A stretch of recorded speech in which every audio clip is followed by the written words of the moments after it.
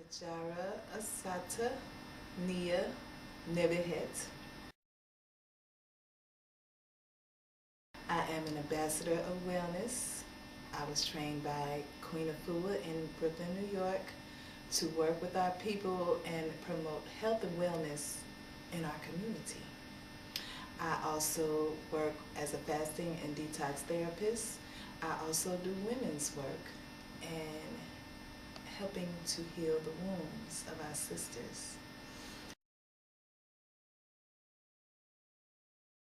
The womb is our sacred seat of creation.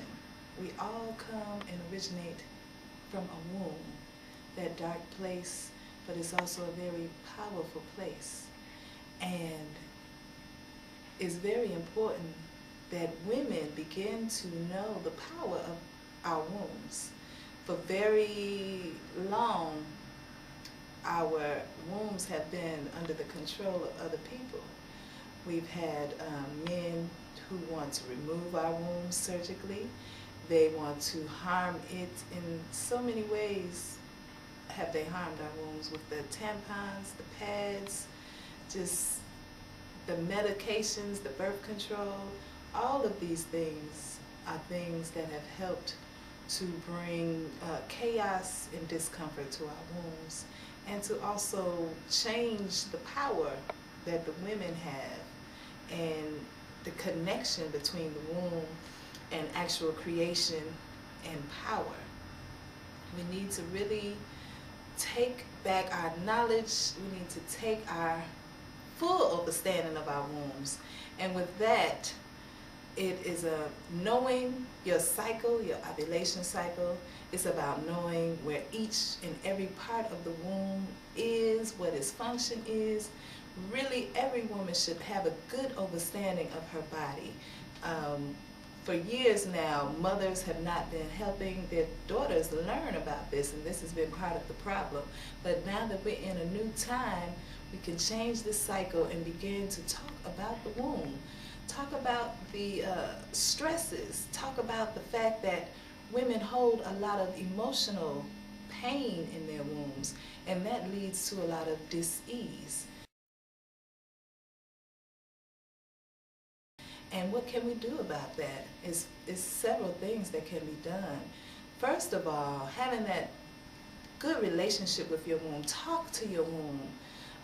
Bless her. Pray over her. When you wash her, wash her inside and out with douching, and not the ones that they sell in the stores, but make your own douche for your own self, and begin to really get close to your womb. Begin to count the days of your cycle so that you would know the times that you are fertile and the times that you're not fertile. And just knowing that can help alleviate birth control. That is the original way of birth control, is to have a rhythm and to know when you are fertile and when you're not. We've gotten completely off of this cycle, and we really need to take the time to devote to ourselves as women, because that's our power.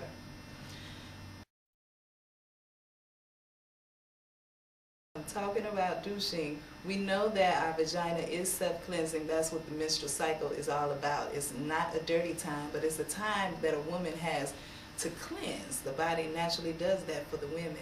However, sometimes when people's habits include sex with different people and using different things in the vagina, it can cause a buildup of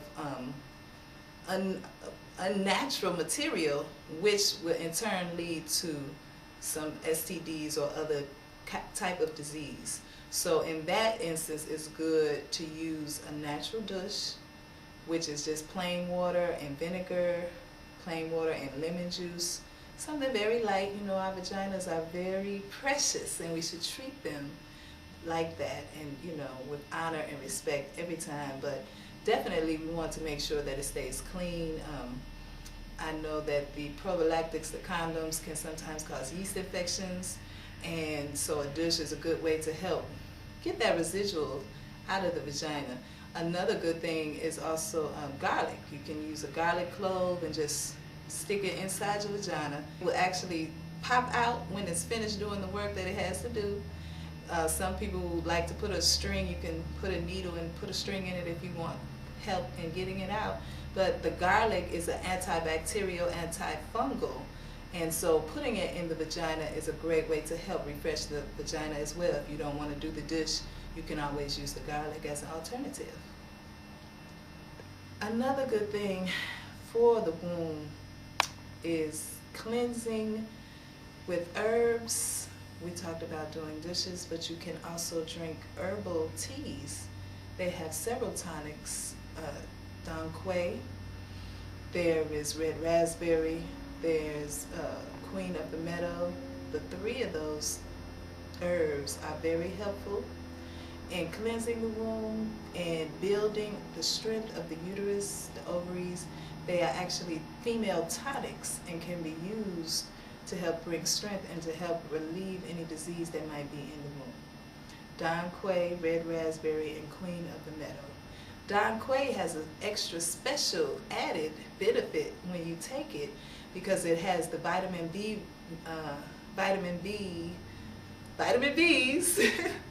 that are very good for helping our mental processes. So taking the Dong Quai can actually help relieve some stress in the sisters. It helps to relieve PMS issues and that moody thing that goes on when we are about to come on our cycles. Another thing that we need to be clear about is to know how close our colon is to our womb and how that affects the health of our womb as well. When we're not eating properly, or if we are constipated and not having good movements, that pressure can affect the womb as well. So we have to really maintain good body flow. We should be eating no meat, plenty of fresh fruit and vegetables, and that is what produces a sweet and healthy womb. Another good treat for the womb would be to smudge it. In the same way that you smudge your home, you could smudge your body temple by the opening in your womb simply with frankincense and sage. It brings a really beautiful, refreshing, light feeling, and it's extraordinary in helping to clean some things in the womb that is not seen. Helps to move some of the energy, because when we take partners on and they come into us, into our wombs, that energy actually stays with us as long as we allow it. And we really need to be aware of that as well. When we mix body fluids, that the fluids that come into our womb actually become a part of us.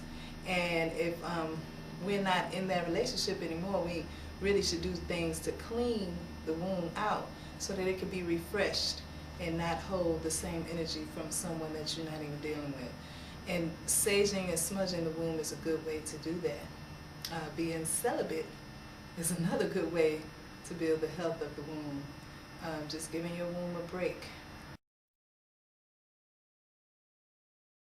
Many of our healers, Queen Afua included, found out that we have a cycle of a sexual cycle that is more in alignment with the way animals mate. We should not be having sex every day, every week, every month. It's certain times that we should abstain from having sex so that we can give our bodies a chance to heal and to replenish itself from the things that are lost when we are intimate with other people. Women have the benefit of not losing as much as brothers do.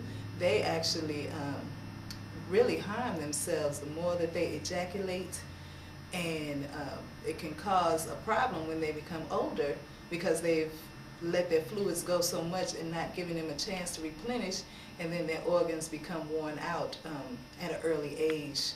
So that's something to consider and to work with as well.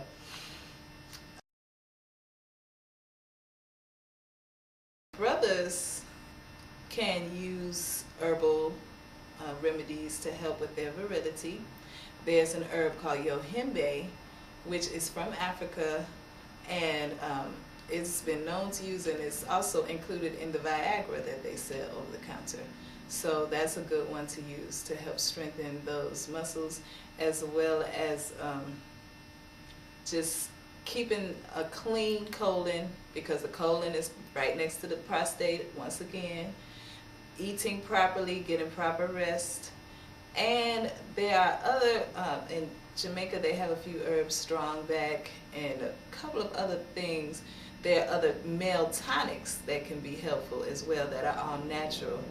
But for the most part, if a brother takes good care of himself, he eats right, and he does not, I mean, it's just really unhealthy to have sex 2 and 3 times, 4 times a week. That is what causes the most damage. It's just too much ejaculation. That's some very vital bodily fluids, and it takes your body at least a few days to replenish those fluids. So if you're constantly putting it out, your body doesn't have time to replenish, and it goes out of balance and can, lead to a lot of other problems. So the brothers really need to get a more control over their sexual impulses, and really even look for some alternatives to just, having the intimate relations with the sisters. There are several other ways that, men and women can be stimulated, using baths with oils and flowers and things like that. Cuddling, just simply, touching each other is a good stimulation, and it's something that needs to be explored a little more. It doesn't have to always lead to the sex. Then we have things like, going outside and being in nature and getting in tune with the nature together, which will help the connection between the two people as well. Just having better conversations. One thing that people don't realize is the effect of our emotions on our sexual organs and on our sex life itself. The womb is a holding center.